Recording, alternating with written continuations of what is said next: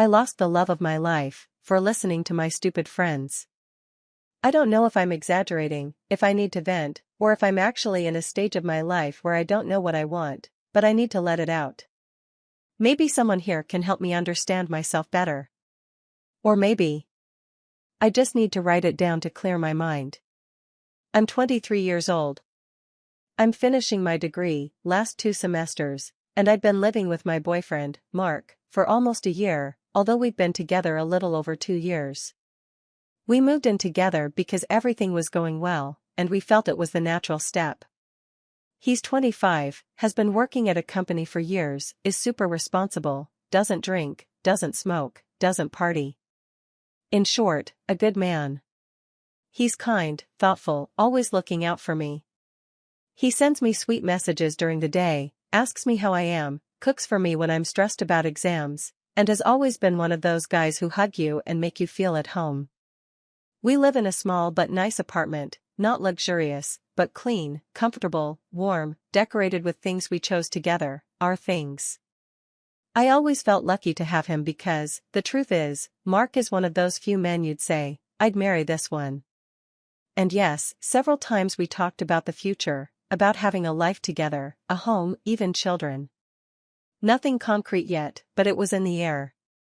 He always tells me, when you finish your degree, you'll be able to dedicate yourself to what you love, and I'll be here to support you.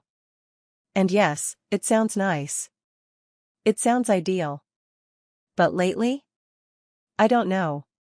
For a few months now, I've started going out more often with my friends, Chloe and Danielle. They've been my friends since high school, and truth be told, we've always been a somewhat chaotic trio. They are single, independent, according to them, and very free. They always have stories about hookups, parties, last-minute trips. They live in the moment, and I won't deny it. I love that energy. They make me laugh, they distract me, I feel alive when I'm with them. The issue is that they don't understand my relationship. Or they don't respect it. Or maybe, they just don't value it. Every time we're together, they throw comments at me like, "And how do you stand being with the same guy all the time? Doesn't so much routine bore you? Mark is cute, yeah, but don't you feel tied down? You're young, Julia. You should be trying everything, not locked up cooking for a man." At first, I laughed. I told them they didn't understand what a stable relationship was, that not everything was excitement and drama. But after hearing it so much, something inside me started to doubt. I started changing things. Small things, according to me, but now writing them down, I realize maybe they weren't so small. Before, for example, I used to cook almost every day, not because it was my obligation, but because I like it. I like experimenting with recipes, playing music, seeing his face when he tastes something that turned out well. And Mark always helped. He washed the dishes, set the table, cleaned up everything. It was teamwork. But I started feeling like a housewife without being one, and one day I simply stopped doing it. When he asked me if we were going to have dinner, I told him something like, "It's not my obligation to cook, you know?" He stayed silent. He didn't fight, he just said yes, that I was right, and he started cooking more often or ordering something. I also started going out more. Sometimes I told him I was going with my friends and would be back early, but I'd arrive at 2 or 3 in the morning. Sometimes I didn't even let him know if I was already on my way. He told me he worries about me, that he doesn't know if I'm okay, that my phone dies and I don't answer. I answered him annoyed, as if he were my dad. "Don't control me, Mark. I'm not your daughter." And that was when the break began. About 3 weeks ago, I arrived at 3:20 in the morning. I was a little drunk. I laughed louder than normal when entering and saw that he was awake on the couch. He told me something like, "I don't want to fight, it just hurts that you prioritize people who don't care about you so much." And that hurt me. But not because he was right, although I think he was, but because it made me feel attacked. I got defensive. I told him he was controlling, that he couldn't pretend to have his girlfriend like a house pet, that my friends understood me more than he did. He just stayed silent. Then he asked me to go to sleep and that we would talk the next day. Am I the problem? Since then, something changed in the atmosphere. Mark doesn't text me cute messages like before. He speaks to me nicely, but colder. He gives me my space. He doesn't get involved if I go out or not. He doesn't ask who I'm with. He gives me total freedom, and I don't know why that's making me uncomfortable. Because now I feel ignored, and at the same time guilty. I don't know if I'm sabotaging it, if I'm killing something good due to the influence of other people, but I also think that maybe I needed to live a little more. I don't know if I got into something too big for me too young, or if I'm simply not ready for such a stable, orderly, quiet life. Is it normal to miss the thrill of chaos? Is it wrong to want freedom without losing the good things you have? I'm a mess, and the worst part is I feel he is drifting further away every day, and I don't know if I should stop him, or let him go. Has anyone ever gone through this? Is it a phase? Am I ruining something real because of a few nights of partying? I don't know what I'm looking for with this post. I just know I'm full of doubts, and I'm struggling to find clarity. Thanks for reading. Last night I did something for fun, and now I can't stop thinking I betrayed my partner. I don't even know how to start this. I'm writing this with a mix of guilt, shame, and confusion. Yesterday was a night like many I've had lately, or at least I thought so, until I woke up feeling like trash. Nothing serious happened, if you can say it like that, but I feel something inside me broke, and I can't stop wondering if I finally crossed a line. Yesterday I went out with Chloe and Danielle, my usual friends, the same ones who tell me not to tie myself down so young, to experiment, to live, that I still have a lot to learn before thinking about a stable life with someone. We went to a new bar with electronic music and drinks with weird names. It was full, intense atmosphere, everyone dancing, shouting, drinking. Chloe dressed up more than usual, and Danielle was wearing that dress she always says guarantees her at least 3 guys drooling per night. I wore something nice, but without exaggerating, nothing scandalous. Or so I told myself. We were drinking, laughing, talking loud to be heard over the music. And then Danielle launched a dare. One of those stupid dares that seem like jokes but end up being darker than one wants to accept. She came close and told me between drinks and giggles, "I bet you don't dare talk dirty to the guy in the black shirt." I laughed. I thought it was a joke. What? Why? And Chloe, as if she were a circus cheerleader, jumped in. "If you can get him to get hard, we'll pay for your drinks all night." I laughed again. I told them they were crazy, that wasn't me, what a stupid thing. But they pushed me, teasing, laughing, recording videos for their stories while saying, "Come on, Jules, you're beautiful. Use your charm." I don't know why I did it. I don't know if it was the alcohol, the heat, the lights, the pressure, or the need to feel free for a while. Maybe I just wanted to prove to myself that I was still desired. Or maybe I just wanted someone to look at me like in the movies. So I did it. I approached the guy. He was with his beer looking at the DJ. He was handsome, not stunning, but attractive. I stood next to him, smiled, asked if he came there often. Yeah, typical teenage line, I know. We started talking. At first, it was normal. Then I started changing my tone, letting my voice be softer, more suggestive. I made double entendre jokes. I told him things I wouldn't say even as a joke when I'm with Mark.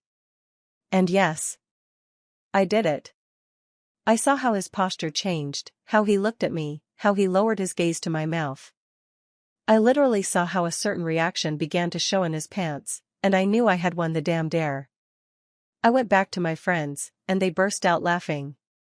They applauded me. Chloe told me, "You're a goddess."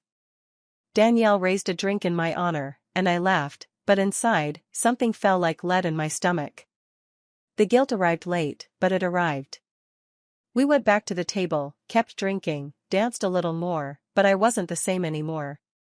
I felt something inside me didn't fit, as if suddenly I had seen myself from the outside doing something that didn't go with me, that didn't go with us. Because while that guy looked at me with desire, I was thinking about Mark. I thought about his half-asleep face in the mornings, how he pours my coffee with milk without me asking.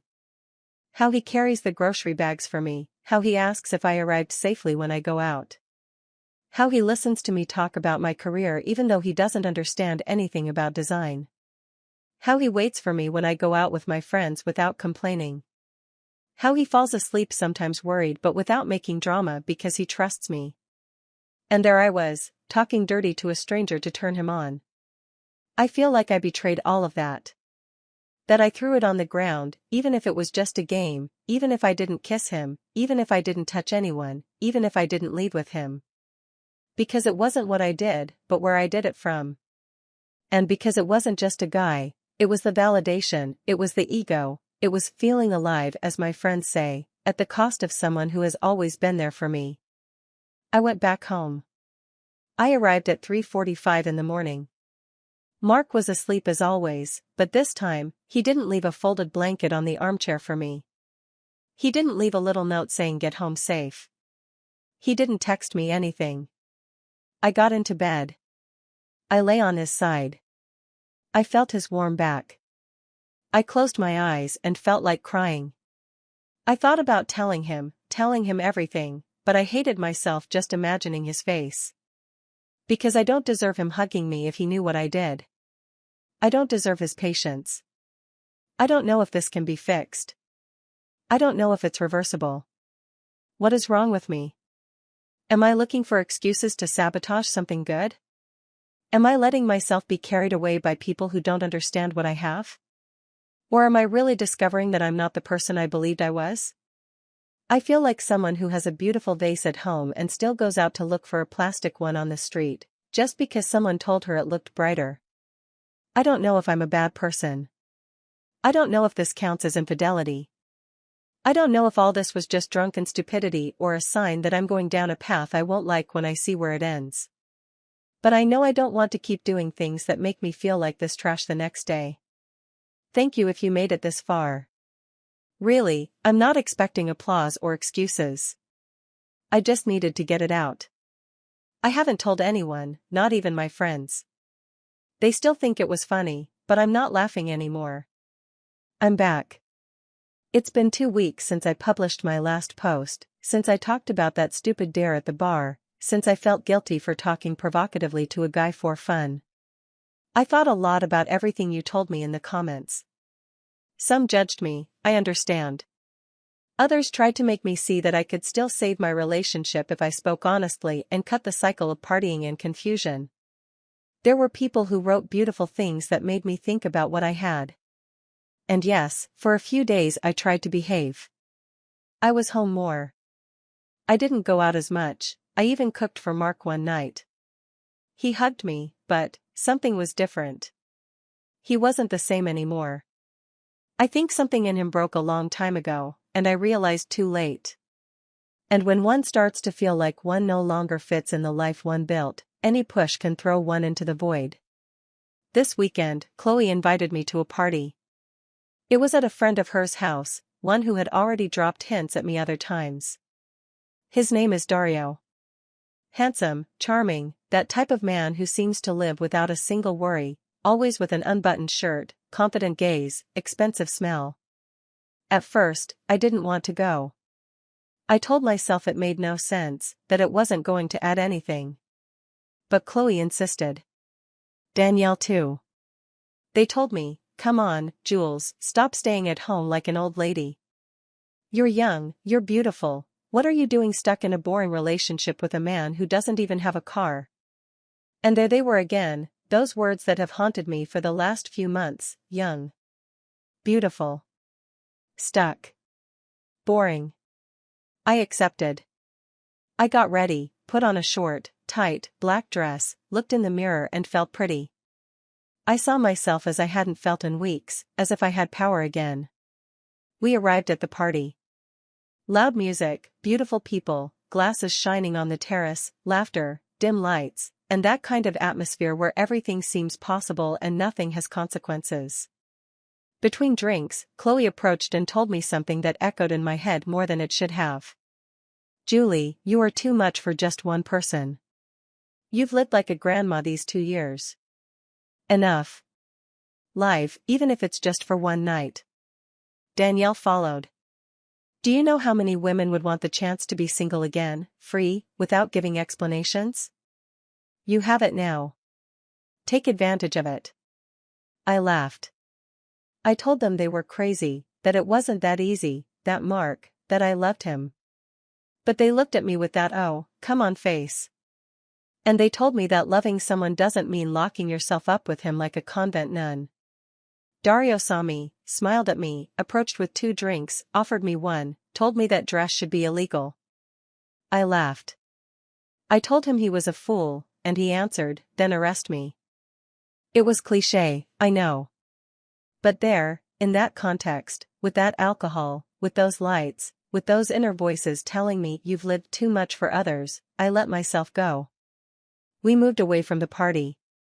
We went up to the 2nd floor, a room, a closed door. What happened there was fast, clumsy at first, then intense. I feel ashamed writing it, but I also have to be honest with myself. I enjoyed it. Yes, although it sounds horrible, there was a moment where I closed my eyes and let go, where I didn't think about Mark, I only thought about me, about my body, about my pleasure, about how alive I felt, about how desired I was. And it was different. Dario wasn't tender, he was wild, passionate. He spoke things in my ear that Mark would never dare. He touched me as if he had known me for years, and for a while. I forgot everything else. But then, when it ended, when the silence came, when I heard the music from below again, the guilt returned like a wave. I dressed in silence. I left the room as if returning from another world. I went home in an Uber. I couldn't look at Mark when I entered. He was asleep as always. His breathing calm, his arms outside the blanket. I looked at him for several seconds. I thought about everything he has given me, the times he brought food to the university, how he hugged me when I failed that subject, how he helped me fill out applications for my internships, how he calls me little bug when I'm sleepy. And I felt like a traitor. But I also felt free. I don't know how to explain it. It's as if something inside me had broken and at the same time opened up. As if I had done something terrible and yet necessary. I'm going to break up with Mark. I'm not going to pretend anymore. I don't want to keep living this double life, this silent guilt. I don't deserve his patience, and he doesn't deserve to be with someone who no longer chooses him every day. I'm going to tell him the truth. Not everything, but yes, that I was with someone, that I'm sorry, that I love him but not like before, that I need another stage, that I need to be alone or at least not be with him. And yes, I know it sounds selfish. I know it's not the best way to end a relationship, but at least it will be sincere. I'm not going to lie to him, I'm not going to cheat on him for more days. I'm 23 years old. I'm young, I'm pretty. I'm not going to tie myself to a man yet. I don't want to live regretting what I didn't do. Maybe later I'll find someone and decide to build something serious, but not now. Now I want to try, I want to go out, I want to make mistakes, I want to discover. And if that makes me look bad to some, so be it. That's how I am. That's how I feel. I don't know if I'm taking the right path, but I do know it's the only path I can take right now without continuing to lie to myself. Thanks to those who have read me, to those who have judged me, to those who have tried to understand. I'm not perfect, I'm not an example of anything, I'm just a girl in crisis doing the best she can with what she feels. I didn't think I would write again so soon. I had said I was going to break up with him, that I was going to tell him everything and accept the consequences. But not like this. Not this way. Not how it happened last night. I'm shaking as I write this. I haven't slept. I feel my heart beating as if it wants to burst out of my chest, and I don't even know how to order what happened, but I need to tell it. I need to get this out somehow. Yesterday I went out with Chloe and Danielle. It wasn't a party this time, just a chill meal at Danielle's house. They said they were bored and wanted to hang out, so I accepted. I went thinking it would be a normal afternoon. I had already decided that the next day I was going to talk to Mark. I was going to tell him everything, or at least the essential part, that I was with someone else, that I was sorry, but that I couldn't continue. I didn't know how I was going to say it, but I had rehearsed some phrases in my head, as if that would make the fall less painful. The thing is that during that meal, something felt weird. Chloe and Danielle were weird. They laughed amongst themselves as if they knew something. They made cryptic comments like, "Oh no, when he sees that. Poor guy, do you think he's seen it yet?" And then they looked at me with an awkward smile, as if I weren't in the conversation. I asked them what was going on. They told me nothing, that I was crazy, that surely it was the wine making me paranoid. But something in their tone gave me a bad feeling. I didn't say anything else, I didn't want to fight. I just thought, okay, tomorrow I end it with Mark and close this chapter. Nothing matters anymore. If only I had known. I went back home around 9 at night. I walked down the hallway thinking about how I was going to tell him everything the next day. If I would make him coffee before talking, if I should do it sitting or standing, if I would cry. I was thinking about those things, and then I saw it. My things. All my things were piled up in front of the door. My backpack, a suitcase, a box with my books, my toiletries, my makeup, even my charger. I thought for a second there had been a fire, or they were fumigating, or there was a mistake. I knocked on the door. Mark opened it. He looked at me. His eyes were dry. There was no anger, no tears, no screaming.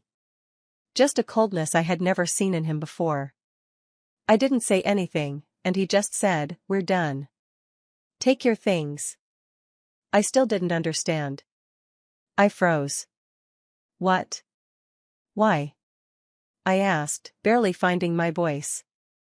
And then he said, without raising his tone, "Chloe sent me a photo. You and that guy leaving the room. I don't need explanations. Not anymore." My soul dropped to the floor. I felt as if all the air in the world had left me in a second. What photo? When? Why did she send you that? Why now? And he just answered, "It doesn't matter why. I deserve to know." That's what she told me.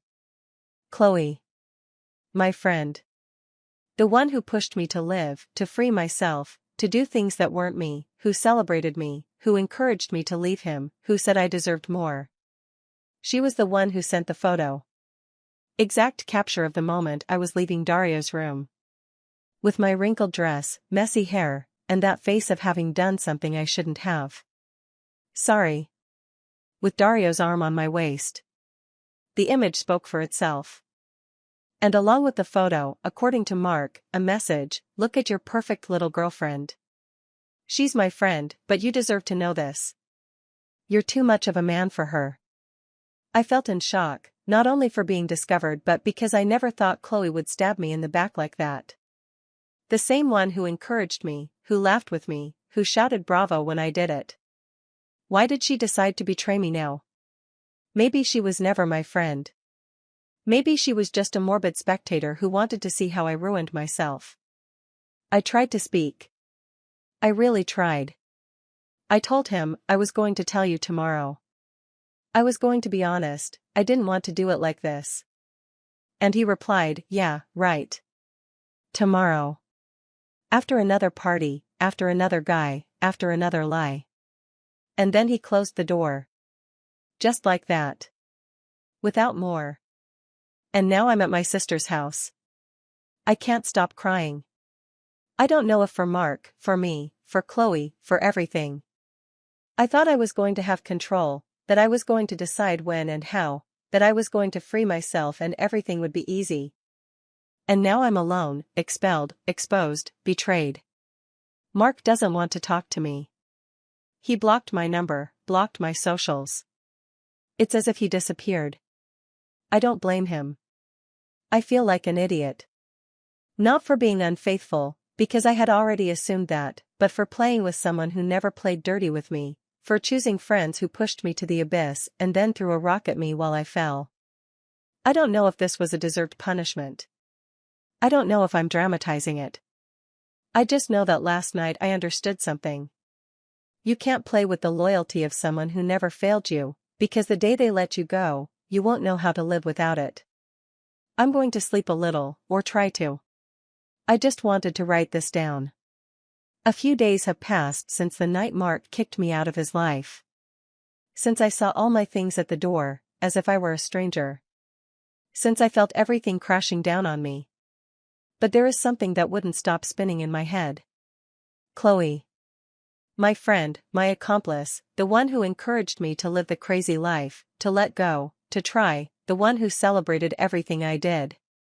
And then, the same one who sent a photo of me to Mark to destroy me. I couldn't go on without knowing why she did it. I had to see her face. I needed an explanation, or at least I wanted to confront her. So today I arrived at her apartment unannounced. She opened with an annoyed face, as if I were interrupting her afternoon. Her hair was up, wearing a big t-shirt as if she had just woken up. Not a hint of guilt on her face. "What are you doing here?" she said as if I were a stranger. I answered directly, "I just want to know why you did it. Why did you send him that photo? Why did you push me to the abyss and then push me again when I was already falling?" Chloe laughed. Literally laughed. She crossed her arms and leaned against the doorframe as if this were a soap opera scene. "Oh, princess, do you really not realize?" I stayed silent. I felt my heart wanted to come out of my mouth. And then she let it all out. Without shame, without filters, without a soul. "It's just that you talked so much and so beautifully about Santi, Mark, that I craved him. And honestly? I feel you don't deserve him. You don't even know what you want, Jules. You spent your time complaining, whining that you wanted to live, experiment, so I just gave you rope. A little test to see if you fell." And then she added as if that weren't enough poison, "And boy did you fall flat on your face, sweetheart." I couldn't believe what I was hearing. I felt like I was living a nightmare. Was it all planned? I asked, trembling. Not exactly. But when I saw you were willing to throw away a good man for a few drinks and a guy like Dario, I understood you weren't up to the task anymore. Santi has his own apartment at 25. He works in a stable place, has money, potential. He's not a boy, he's a man. He's inexperienced, yes, but with a few pretty words, he'll come looking for comfort with friend Chloe. I know what I want. I am clear about what I'm worth. And yes, I won't lie to you, I already sent him a couple of sexy but elegant photos. Everything enters through the eyes, babe. I couldn't even breathe. It was like being in front of a viper that had been hugging me for years without releasing the poison until now. I screamed at her. I screamed with all the pain I had kept inside. "You're a traitor, a stupid, B*TCH, a piece of trash person." She didn't even flinch. She looked at me as if I were an insect making noise. "Oh, calm down. Weren't you very modern, very free, very empowered? Wasn't that what you wanted? To live, test, experiment? Well, you did that, didn't you? It just went wrong for you. It doesn't go wrong for me, Julia, because I never fall in love with the experiment." I left. I couldn't stand another second there.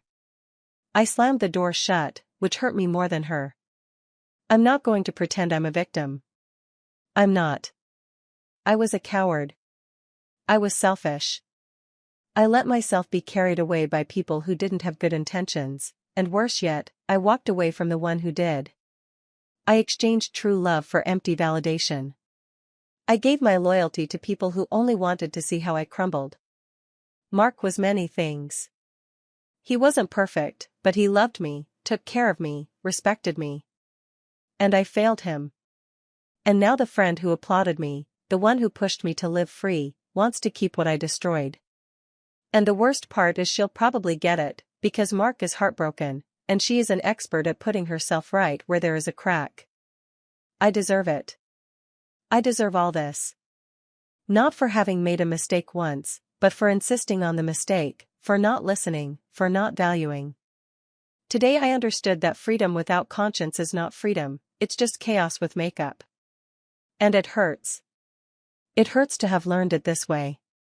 It hurts to have lost everything for playing at being someone I'm not. Will I be okay? I don't know. For now, I just want to disappear, erase everything, myself included. But if someone reads this and is in a similar place, I just tell you one thing: be careful who you call a friend.